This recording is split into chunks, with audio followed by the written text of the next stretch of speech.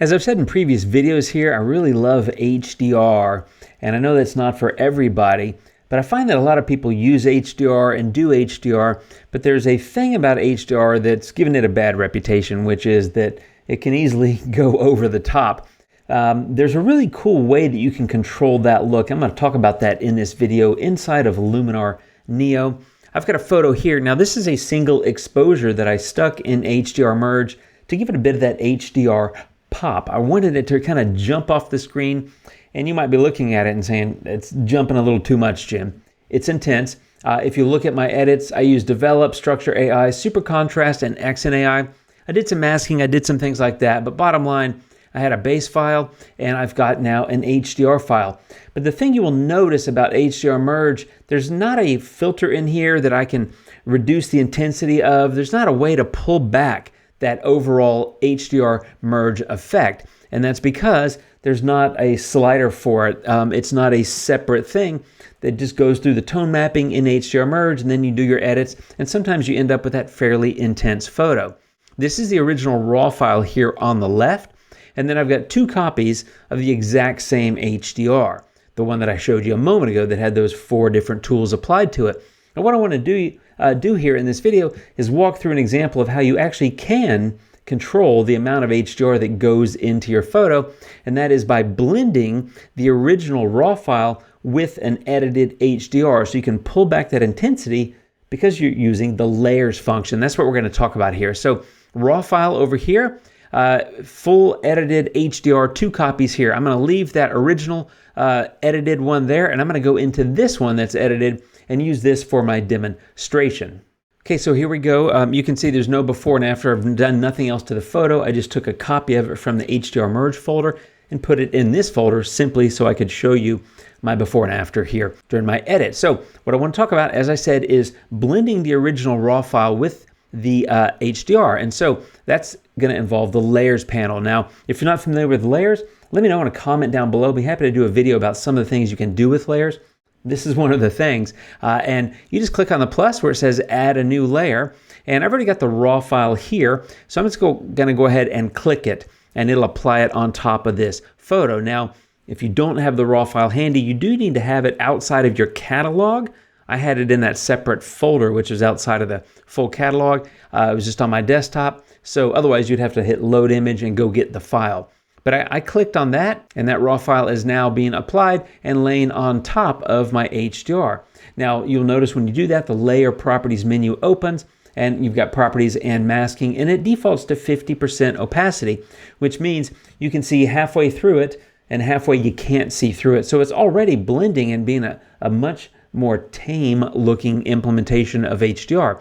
You will notice that I'm on the top layer, that is the raw file, and the bottom layer is the HDR. So if you need to make any further edits to either one, you just have to make sure that you click on the proper image in the stack over here. But I'm going to stay on this top one.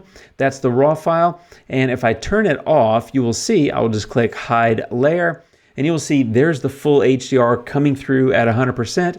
And if I turn this back on, show layer, you can see it's already much more tame. And that's simply because I just laid the raw file unedited on top of the fully edited, a bit over the top HDR. Now, the cool thing is, of course, you can go into these layer properties and you can play around with this kind of stuff.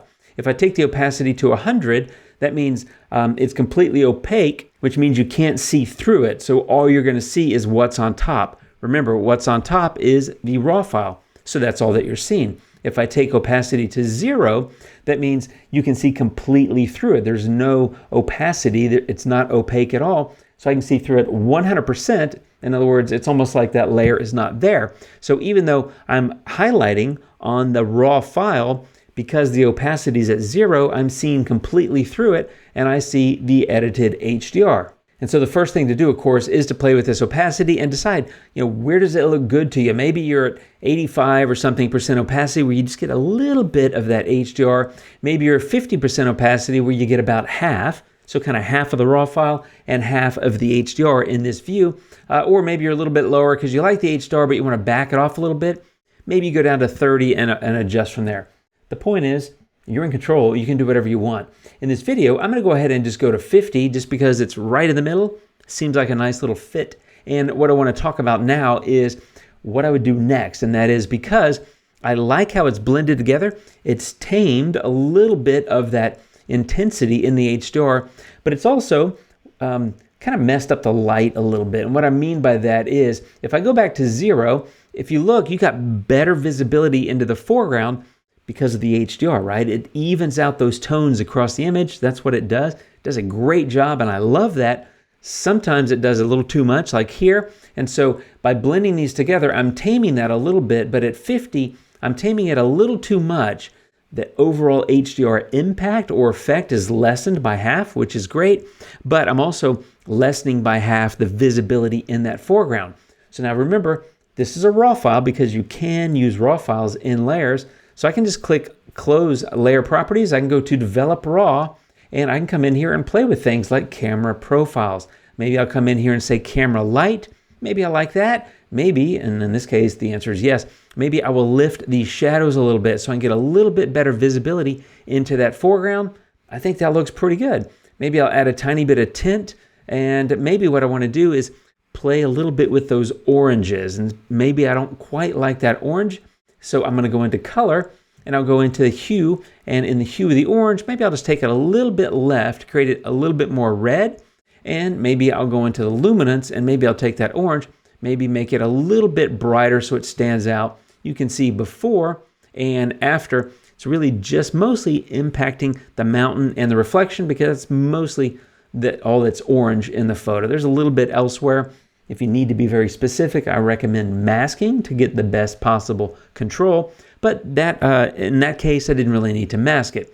So now, if you look at the before, intense, over-the-top HDR, even though I do like it, it's intense. And now, a lot more subtle, kind of half HDR, kind of half not HDR. And that's the beauty of using a raw file on top of an edited HDR. The ability to blend those together gives you a nice, excellent, I think, a beautiful looking result. Now, you could have the raw file on the bottom and add the HDR on top and do the same thing. I just typically put the raw file on top. I start with the HDR on the bottom, but it doesn't really matter. It's going to come out the same in terms of your edits. Now, there's some other things that you can do too. So let me go ahead and reset these edits. I'm going to delete these just so that you see that they're out of here. And I'm back to having, in my properties, layer properties, 50% opacity. So again, at 0, full HDR, at 100, full raw file, including the spots, which I would need to take out. I'm going to go back to 50. And one of the other things you can do, in fact, I'm going to go lower. I'm going to do like about a 20. So I got a lot more of that HDR coming in. The other thing you can do is play around with both opacity and masking. So again, layers, all you're doing is you're sitting one thing on top of the other. And by masking, you're basically painting in, when you're on the top layer, you're painting in that on top of the HDR. So I'm going to keep it at about 20% opacity. So that means 80% of the HDR is coming in because I'm only seeing 20% of the raw file. But I'm going to go into masking. I'm going to get a brush. And what I want to do is come over here, and I'm going to get a little bit lower strength. And I'm going to come over here, and I'm going to paint. Let's see, how about I get a really big brush, and I'll just go up into the sky. And all I'm doing is slightly reduced strength, and I'm painting in the sky from the raw file on top of the sky from the edited HDR. And I'm just going to do this whole reflection except for the mountain. I'm going to do maybe a little something different there. So I picked up the sky and most of the water except for where the mountain is reflected. And what I did is just paint in that raw file at a slightly reduced opacity. Now I can go back here and change this opacity again, and you'll see more of that raw file is coming through. So you can kind of customize and adjust to your heart's content. But I wanted to pull that down so I could see it really well. And then if I show you the mask, if I go to Mask Actions and Show, you'll see my mask is just in the sky and the water, except for where the mountain is reflected. And all I'm doing is pulling through a reduced amount of that HDR based on lower strength brush and a lower opacity for the overall layer. Now the other thing I may want to do is come in here with the brush, and maybe I want to keep the strength at 100, and I'm going to lower my brush size, and I'll just come in here and I will paint over the mountain. This is Vestrahorn in Iceland, where we visited on the Luminar Neo Adventure in Iceland on one of the trips there. And I'm going to paint this in at full strength, the brush, so it's getting 100% of what I'm painting, and that is going to reduce the intensity of that as well. Now again, I can come back and play with the opacity slider. The opacity is going to impact the overall blend, if you will, of the top layer, the raw file, with the bottom layer, which is the edited HDR, whereas the brush strength is going to impact kind of more selectively. I hope that makes sense. But bottom line is I'm bleeding through less of the HDR in the mountains and a little bit more of it in the sky and water. All I'm doing is just customizing and masking a layer so that I have more control over how my image looks. Again, at 0 opacity, all of the HDR comes through. At 100, all I'm seeing is the raw file on top. But with custom masks at different strengths, you can come in and really customize the look and then play with the opacity until you basically get the look that you want overall. And now that I've done that, remember, I erased the edits that I had over here, so I can go back into Tools, go into Develop Raw, and maybe lift the shadows a little bit here, just to give me a tiny bit more visibility, and that's bringing back some of that HDR look, which was better visibility in the foreground. It's bringing back a little bit of that without overdoing the HDR look overall the entire photo. So if you look at the before, much more intense, much more almost over the top HDR. Again, I like it, but I kind of like that look on some photos. This is one where I like it, but that's the entire HDR fully edited, fully cranked up, if you will. And that's that before, and this is the after. Here where I did some custom masking at different strength of brushes for those masks, and then played with the opacity, and then did a little bit with the shadows just to brighten it. But that's how you can blend a full cranked up HDR where it's gone to 11, if you know what I mean. Blend that with your original raw file, and then overall you get a really pleasing results where you get some of the benefits of the HDR without all the over the top effects of it.